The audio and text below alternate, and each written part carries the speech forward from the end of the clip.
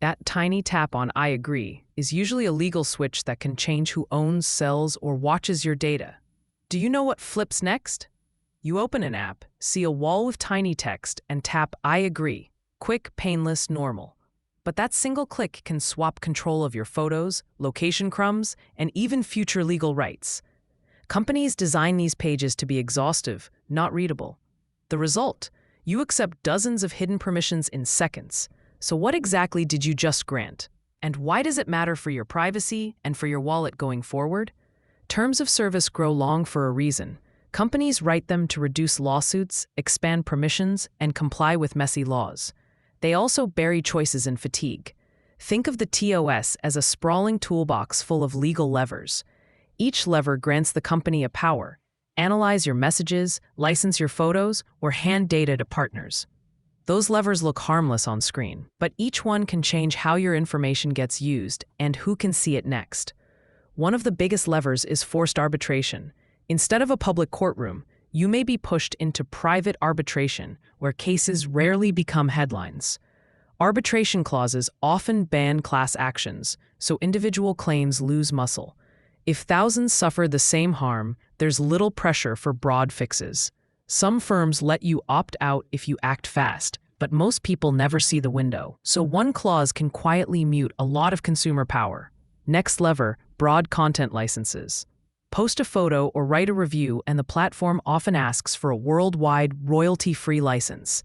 That lets the company reuse your content for promotion, remixing, or sharing with partners. You still own the work, but the platform gets flexible rights. Creators find this surprising when a brand repurposes their image. Always check who can redistribute your content and for what purposes before you upload something private or valuable. Privacy policies hide another big truth. Data rarely stays put. Words like third parties, partners, and affiliates act like code for data travel. Some recipients only process data for the company. Others reuse it for ads or add it to broker databases. Once it enters that network, it becomes difficult to track or erase. Imagine your data as a pebble dropped into a river. The ripples spread fast and sometimes reach places you never intended. Retention clauses are intentionally vague. Phrases like "as long as necessary" let companies keep logs, backups, and inferred profiles for years. Old backups still hold copies after you hit delete. That increases risk if a breach occurs or the company changes hands. When data lingers, small mistakes become big problems. So deletion buttons are rarely the final word. Retention language determines the real timeline for your info.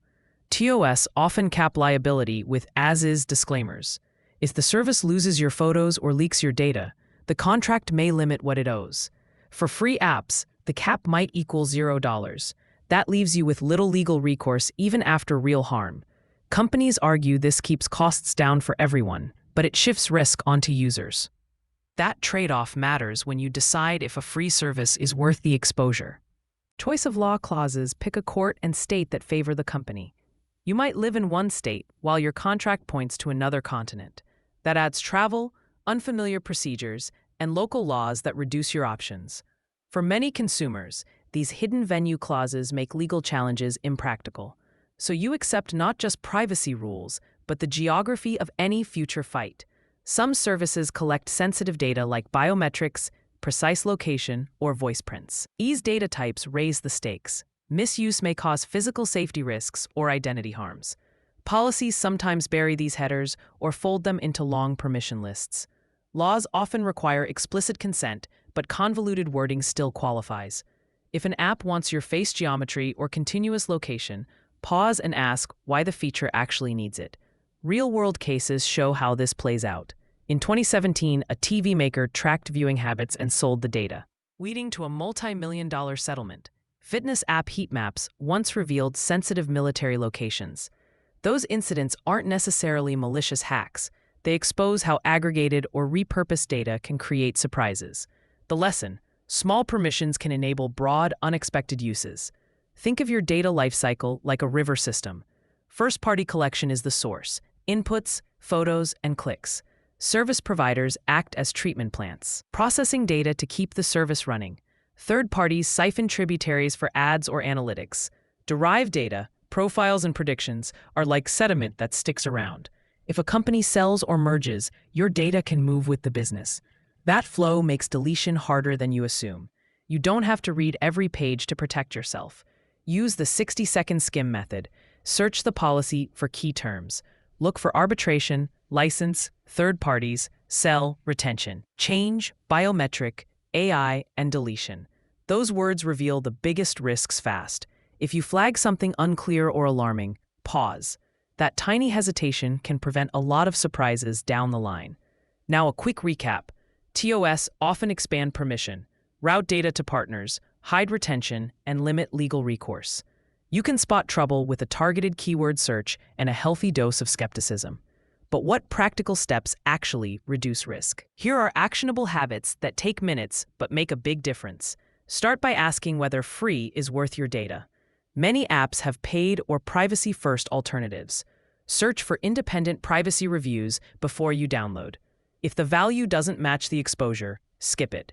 Treat money as a privacy signal. Paying for a product often reduces the incentive to monetize you through data sales or ads. Check app permissions early. Flashlight apps shouldn't need your contacts or location. If permissions exceed purpose, revoke them. Both iOS and Android let you grant or deny permissions individually. Use those controls to limit access to mic, camera, and location until the app actually needs them. Many apps degrade gracefully when blocked. Some don't, and that's a signal to move on. Use tools that summarize terms for you.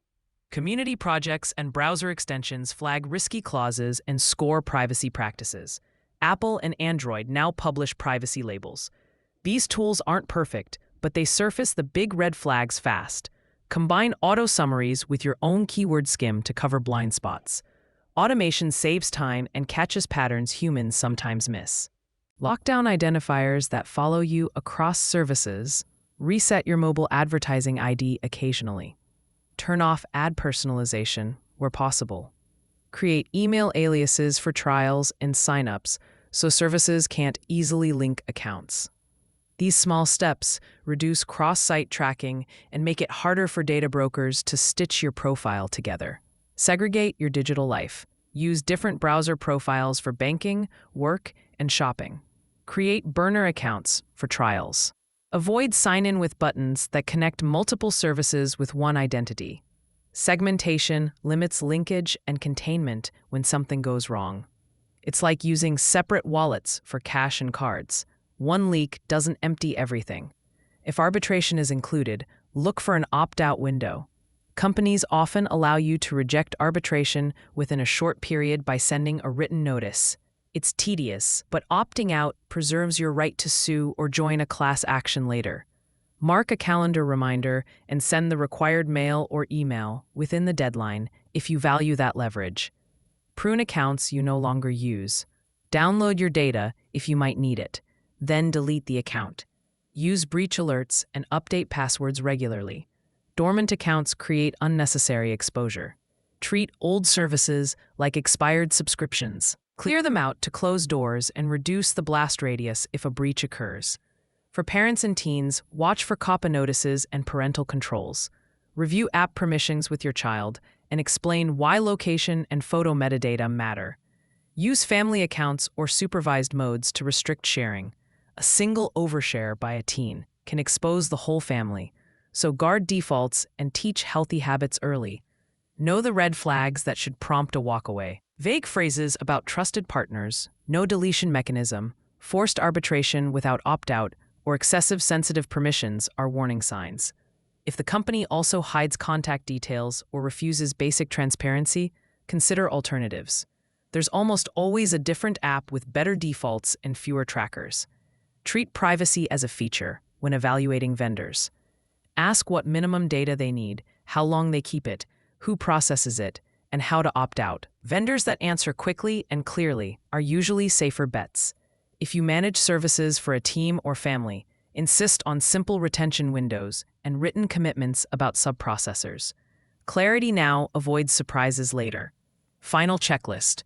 Skim with Control-Command-F for key terms. Turn off ad personalization, use email aliases, separate profiles, opt out of sales where possible, review permissions quarterly, and delete unused accounts. Small habits compound.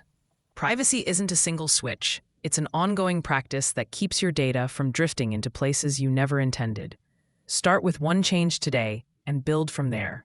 If this helped you spot risk in a 2S, like the video and subscribe for more clear privacy guides, and tell us in the comments which app's 2S surprised you most.